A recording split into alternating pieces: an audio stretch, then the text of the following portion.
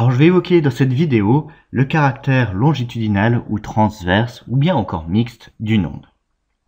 Alors on va commencer par regarder cette petite animation où on met en mouvement l'une des boules et grâce à l'interaction qui est liée au ressort, ce mouvement se propage dans une certaine direction, la direction de propagation de la gauche vers la droite. Alors si on regarde ce mouvement d'un peu plus loin, eh bien c'est ce qu'il peut avoir par exemple dans le son, c'est qu'on a des phases de compression et des phases de dilatation. Typiquement, une phase de compression, c'est ce que j'ai ici, qui évolue bien dans la direction de propagation de l'onde. La phase de dilatation, ce sera plus cette partie-là. Donc ce qui est intéressant aussi, eh bien, c'est de se focaliser sur le mouvement d'une de ces particules, d'une de ces tranches d'air, si on considère un son. Par exemple, ici, je les ai mises en vert, et on voit que ce mouvement se fait sur une direction horizontale. Donc, si on isole vraiment une particule, on peut vraiment suivre le mouvement. Ici, c'est la trajectoire de la particule qui est représentée par un trait pointillé vert. Donc ce qu'on constate ici, c'est que le mouvement de la particule se fait suivant la même direction que la propagation de l'onde.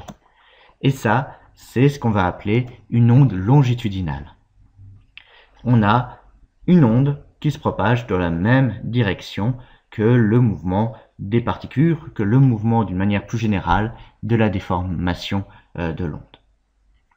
Alors, ce mouvement de la particule, il n'est pas forcément dans la même direction de propagation de l'onde. Là, c'est un exemple où les particules, eh bien, elles bougent dans un plan vertical. Donc là, c'est plutôt une direction qui est perpendiculaire à la propagation de l'onde. Et dans ce cas-là, quand on a un mouvement qui est perpendiculaire à l'onde, eh bien, on va ne plus parler d'une onde longitudinale, on parlera d'une onde transverse. Donc, ces ondes transverses et longitudinales, elles peuvent exister au sein d'un même milieu. Là, c'est une illustration qui est prise, c'est le mouvement d'une onde sur un ressort. Si initialement on applique une phase de compression, c'est-à-dire que le mouvement initial est dans l'axe du ressort, on a cette zone de compression-dilatation qui va se propager suivant la direction de propagation. On va avoir là une onde longitudinale. Maintenant, si pour initier l'onde on fait un mouvement vertical, eh bien l'onde, cette fois-ci, sera transverse. Alors un autre exemple, on voit bien que deux types d'ondes peuvent exister, c'est tout ce qui est onde sismique.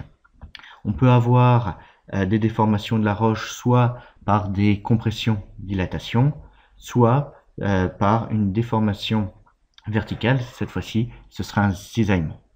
Alors dans le domaine sismique, on va qualifier ce type d'onde, ici longitudinale, d'onde primaire. C'est des phases de compression-dilatation. Et l'onde ici, d'onde S, onde secondaire. Là, c'est plus un phénomène de cisaillement qui intervient. Alors, onde P primaire, c'est parce qu'elle arrive en premier sur les enregistrements. Elle se propage avec une vitesse plus élevée que l'onde secondaire qui arrive donc ensuite.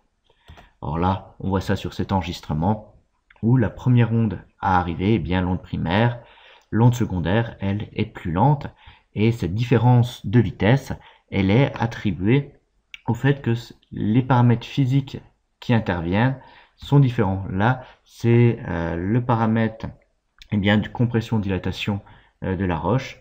Là, ce sera le paramètre de cisaillement et du coup, les vitesses sont différentes. Donc, on a vu qu'une onde pouvait être longitudinale, qu'elle pouvait être transverse, mais la distinction, c'est pas une distinction stricte et il existe des ondes qui sont mixtes. Donc, dans ce cas-là, le mouvement va pas être uniquement perpendiculaire ou bien parallèle à la direction de propagation.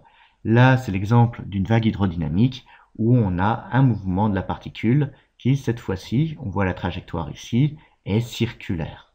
Donc là, c'est un mouvement un peu plus complexe. On a une rotation circulaire de la particule, c'est plus une trajectoire qui évolue suivant une ligne. Donc voilà, pour résumer, différentes natures d'ondes, soit une onde longitudinale, telle qu'on peut la voir dans le son, dans les ondes sismiques P, dans la compression-dilatation d'un ressort, une onde transverse, ici, telle qu'on peut la voir, par exemple, sur exemple tout simple d'une corde qu'on va faire vibrer, et puis une onde mixte, telle qu'on peut l'observer dans le domaine de l'hydrodynamique. Eh bien, une vague, c'est avant tout une onde mixte.